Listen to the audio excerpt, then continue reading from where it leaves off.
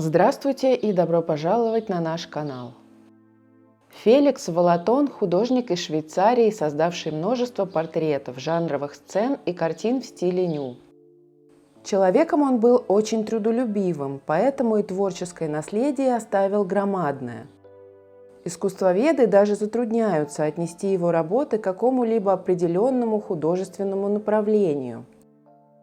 Он работал в стиле импрессионизма, модерна, реализма, символизма, постимпрессионизма и даже японизма. Большинство из них интересны, обладают немалой художественной ценностью, пусть и не стали широко известны, как признанные шедевры Эдгара Дега, Ван Гога, Гогена или Клода Моне. В этой статье мы расскажем об этом плодовитом, разностороннем художнике и его картинах. Родился Волатон в Лозанне. Родители были протестантами и консерваторами. Отец работал нотариусом и поступил дальновидно, отправил своего рано начинавшего проявлять способности к живописи сына в Париж, учиться на художника. Там Волатон поступил в ученики к Жюлю Леферну, специализировавшегося на салонных портретах очаровательных дам. Много тот писал и всевозможные обнаженные натуры под фиговым листком древнегреческих мифов. Так-то Волатону было с кого брать пример. Подобные картины имели немалый успех. Однако Волатон не хотел писать только в одном стиле. Он изучал творчество старых мастеров в Лувре, восхищался работами Доминика Энгра, но постепенно склонялся к импрессионизму, когда побывал на выставке Эдуарда Моне. Впрочем, сначала он творил в традиционной манере. Его первой картиной, получившей известность, стал автопортрет, где он подражал Альбрехту Дюреру. Но денег все равно катастрофически не хватало. Волатон подрабатывал, копируя картины Веласкеса. Но за такую ремесленную работу платили мало. Однако он решил со своей двоюродной сестрой путешествовать по Италии, зарабатывая лишь созданием всевозможных рисунков. Затея оказалась не слишком успешной. Из-за безденежья пришлось вернуться. Молодому, малоизвестному художнику в то время прокормиться своим ремеслом было сложно. Нужно было искать что-то новое. И этим новым, вернее, хорошо забытым старым, стала ксилография. Гравюры по дереву, которые использовались для создания черно-белых изображений на бумаге. Нужно было сделать их максимально выразительными. И вот в этом Волатон добился немалых успехов. Он создал серию работ «Купальщицы».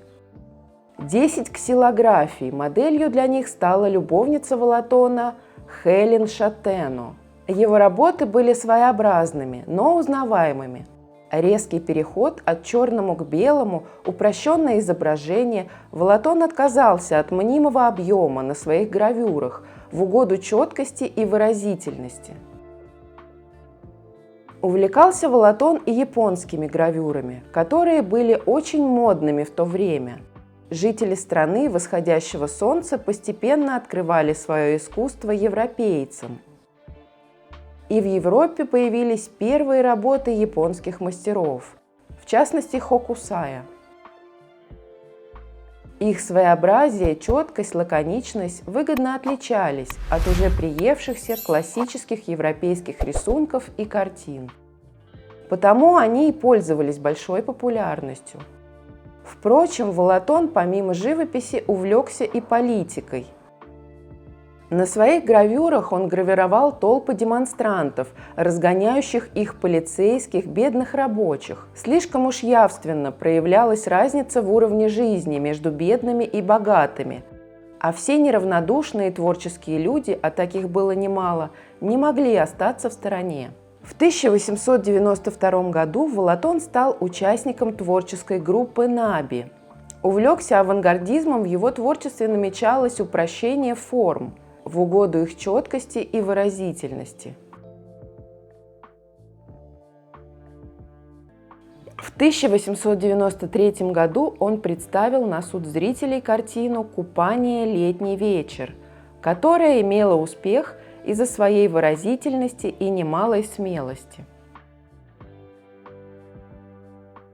К изображению обычных девушек, а не абстрактных мифических наяд и нимф, да и еще столь массово в стиле модерна, к этому публика еще не привыкла.